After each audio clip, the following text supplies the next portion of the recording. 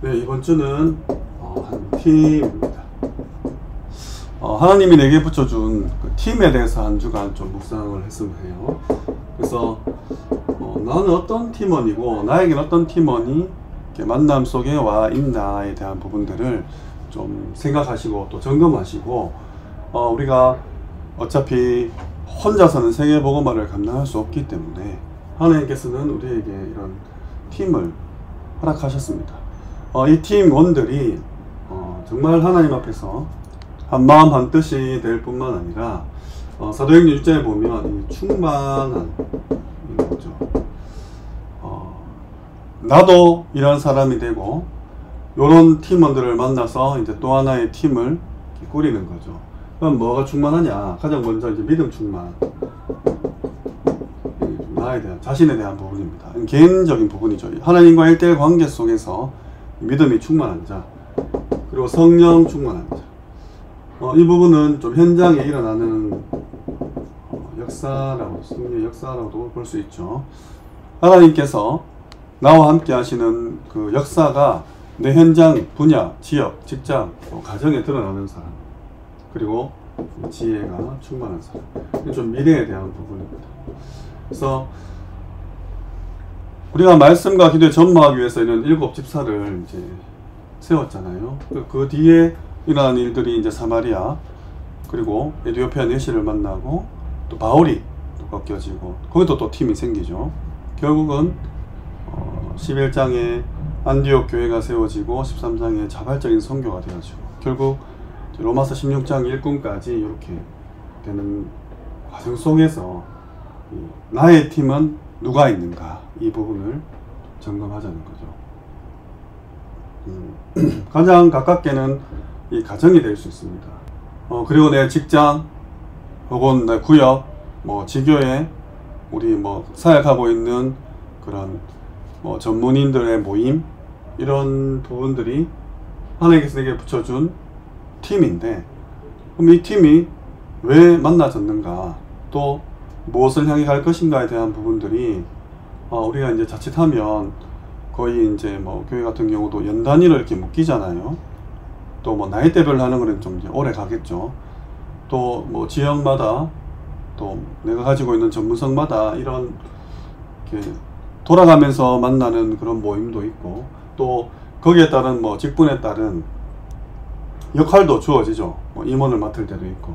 하나님께서 2025년도에 내게 붙여준 팀, 이 팀원들이 믿음 충만, 성령 충만, 지혜 충만 가운데 이 해야 될 일들을 이제 감당하자는 거죠. 가장 먼저 이제 우리는 파수꾼으로 지금 계속 메시지를 받고 있습니다. 이 파수꾼은 이 지키는 것이 있고, 알리는 것이 있고, 전달하는 것이 있다 해서 이걸 파발이라고 이제 예를 들었죠. 나는 무엇을 지켜야 되는가, 무엇을 알리고 무엇을 남겨야 되는가에 대한 부분들을 우리 팀이 어떻게 감당할까, 기도하셔야 되는 거죠. 일을 감당하다 보면 사실 힘든 일이 더 많습니다. 핑계댈 거 많아요. 그리고 상처를 받기도 하고, 낙심하기도 하고, 원망하기도 하고, 불평하기도 하고, 불신앙하기도 하고, 탄식하기도 하고, 이런 일들이 계속해서 생겨나죠. 왜?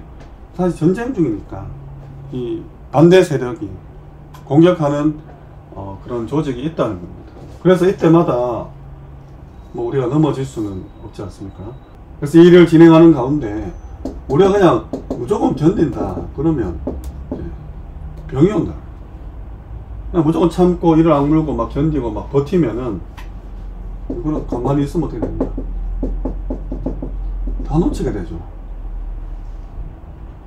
그럼 우리가 그렇다고 막 발버둥치고 하면 반드시 실수를 하게 됩니다. 인본주의가 오게 되고 큰 손해를 보게 됩니다. 이 안에서 이렇게 할 수밖에 없는 일 안에서 축복을 찾아내지 못한다. 그럼 결국은 틀린 믿음 가운데 이 틀린 체험을 하게 되는 거예요. 그래서 예수를 믿는 자들, 하나님의 자녀들은 이 땅에 살아가는 게 녹록지가 않습니다. 쉽지가 않아요. 왜냐하면 믿지 않는 자들도 이렇게 돈을 벌고 먹고 살기 위해서 최선을 다하지만 우리는 그것 때문에 이제 태어나고 살아가고 죽는 존재가 아니잖아요. 우리 영적인 걸 바라보면서 이 땅의 것을 성공시키고 영적인 전쟁에서도 승리해야 되는 그런 존재잖아요. 그래서 이런 일들이 계속 생길 수밖에 없는 현장이 있습니다. 그래서 이렇게 하지 말라는 거예요. 하지 말고 정말 하나님의 축복과 비밀을 찾아 누리셔야 됩니다. 그럼 뭐 예를 들어 요셉을 보면 어머니가 이제 죽었죠. 어린 나이에. 얼마나 큰 상처입니까? 얼마든지 이렇게 할 수 있어요. 나는 엄마가 없어서, 나 어릴 때 돌아가셔서. 근데 발판 삼았잖아요. 형들이 좀 시기 질투했습니까? 얼마나 위협했습니까? 거의 죽이려고, 물에 빠뜨려 죽이려고 던진 거잖아요. 근데 이제 마치 물이 없었죠, 그 구덩이에. 근데 이 형들의 위협과 이런 많은 것들이 요셉이 그릇을 만드는. 그래서 어떻게 됩니까? 노예로 팔려갔죠. 근데 거기서 또 오해를 당해서 이제 감옥에 가요. 인생이 망한 것처럼 노예까지 왔는데 거기서 감옥까지 갔다. 자포자기할 수 있는 엄청난 이유들이 있죠. 거기서 이렇게 하지 않았다는 겁니다. 세상 말로 출세하는 길이 열린 거죠. 장관들을 만났으니까. 그 장관들에게 정확한 꿈을 해석해주고 나 좀 기억해달라. 근데 어떻게 됩니까? 알고 했는지 모르고 했는지 모르겠지만 기억하지 못해서 잊어버렸습니다. 자기가 필요한 부분만 홀랑 가져가 버려 취해버린 거죠. 그리고 버린 거죠, 사실. 근데 여기에서도 이렇게 할 수 있잖아요. 또 이렇게 할 수 있잖아요. 근데 이렇게 하지 않았다는 거예요. 하나님의 시간표를 봤다는 거예요. 그래서 이런 인도를 받는 한 사람 한 사람이 모여서 팀원이 될 때, 그것이 팀이 조직이 될 때 하나님께서 이루어가실 세계복음화 역사를 두고 기도하잖아요. 그래서 매일 언약을 붙잡고 고백해라. 이것이 너에게 큰 힘이 된다는 거예요. 날마다 선포하고 고백하고 내 마음과 생각, 영혼, 뇌에다가 이제 각인을 하는 거죠. 정말 하나님께서 이 고백하는 자에게 가장 먼저 이제 흑암을 결박시켜 주는 거예요. 안 되게 하는 모든 것들을 제하여 주신다는 거죠. 그래서 아침에는 힘을 얻는 시간을 가져라. 결국 산소입니다. 우리의 뇌, 우리의 폐. 나이가 들수록 이게 무너지고 약해지고 이제 쪼그라들고 둔해지기 때문에 이 기도 속에서 이 산소 큰 깊은 호흡 통해 힘을 얻는 거죠. 우리 이제 지난 토요일에 이제 학부모 훈련했지 않습니까? 이 뇌와 폐 말고도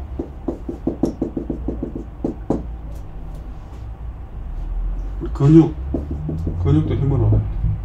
그리고 심장, 우리 심폐지구력이라고 하죠. 심폐. 아프면 세상 일도 감당할 수 없습니다. 그죠? 그러면 잘 생각하셔야 돼요. 내가 육신의 이 힘, 하나님께 주신 이 몸, 이것을 우리가 영적인 생활, 신앙생활 한다고 그냥 내팽개치고 그쪽에만 집중할 것이 아니라 우리 몸도 이제 돌봐야 되는 거죠. 실제로 힘을 얻어야 돼요. 아프면 가장 먼저 타격이 오는 게 마음입니다.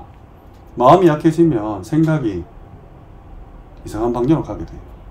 그럼 결국은 선택과 판단하는 것들이, 결정하는 것들이 다 요그러지게 되는 거죠. 그래서 힘 얻으셔야 돼요. 낮에는 다니면서 이 모든 것들을 축복으로 연결시키는 겁니다. 만나는 사람들, 겪는 일들 계속해서 메시지 받고 있죠. 이제 눈에 보이는 거, 귀에 듣는 거, 생각하는 모든 것들을 기도로 연결하는 겁니다. 그리고 밤에는 답을 찾아내는 거죠. 그래서 궁극적으로 우리의 기도가 하나님과 이 방향이 맞아야 돼요. 하나님의 목표와 맞아야 되는 거죠. 나의 기도가 하나님이 주신 기도다. 이제 끝나는 거죠. 이 한 사람 한 사람이 모여서 팀이 되어질 때 사도행전에 일어났던 역사들을 하나님께서 보여주실 겁니다. 그래서 이번 주 한번 생각해 보세요. 나는 누구와 제일 가깝지? 어떤 사람과 팀일까? 그럼 우리 지금 이제 조직으로 본인이 원해서 친해서 연결된 그런 동아리 같은 모임도 있을 거고, 뭐 직장이나 교회에서 그냥 알아서 이제 뭐 이렇게 시스템상 엮어준 그런 팀들도 있을 거예요. 어느 쪽에 있냐는 거죠. 여기에 있냐, 여기에 있냐. 빨리 갱신하셔야 됩니다. 우리 팀원들이 모이자마자 막 이것만 하고 있다, 큰일 나죠. 그냥 불신앙의 그런 이 전초기제가 되는 거죠. 사단이 막 너무 기뻐하는 모임이 되는 것 같아요. 이렇게 돼야 되죠. 정확한 눈을 가지고 결국 이 한 사람 한 사람이 모여서 이 힘을 얻은 자들이 모여서 만들어야 됩니다. 지금 네피림에 대한 메시지가 계속 나오고 있는데, 우리 부모님들 또 우리 사역자분들, 많은 중직자분들이 사셨던 시대의 네피림과 지금 우리 후대들이 앞으로 살아가야 될 네피림은 저는 너무나 다르다고 봅니다. 이 힘이 없으면, 이런 팀원들이 없으면 사실 굉장히 좀 어떤 면에서는 뭐 백전백패할 수밖에 없는 그런 흐름으로 가고 있어요. 한국의 이 문화가, 한국의 뭐 음악, 한국의 영화, 뭐 한국의 음식, 한국의 건축, 이 모든 것들이 어쩌면 앞으로 네피림을 선도할 수도 있는 그런 자리에 가고 있고 이미 갔다고 저는 생각합니다. 한국 사람들이 가진 여러 가지 뭐 재능이랄까요, 뭐 저력, 뭐 끈기, 뭐 이런 것들이 이제는 뭐 미국, 유럽 지나서 아시아 넘어와서 한국에 제대로 깨닫지 못하면 하나님 계속해서 저주와 재앙을 주실 수밖에 없는 그런 현장이 되지 않을까. 거기에 우리 한국인으로 태어난 후대들이 앞으로 살아가야 됩니다. 지금 어마어마하잖아요. 이 연예계나 방송계나 미디어 쪽이나 뭐 음악 산업이나 그런 영상 쪽 있죠. 한국이 너무 이렇게 압도하고 선도하고 있습니다.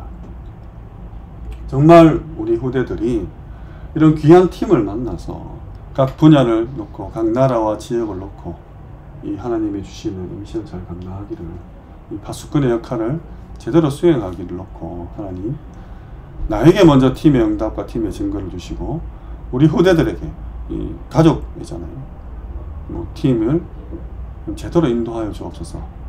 이 약속 붙잡고 승리하신 한 주 되시기를 주님의 이름으로 축원합니다.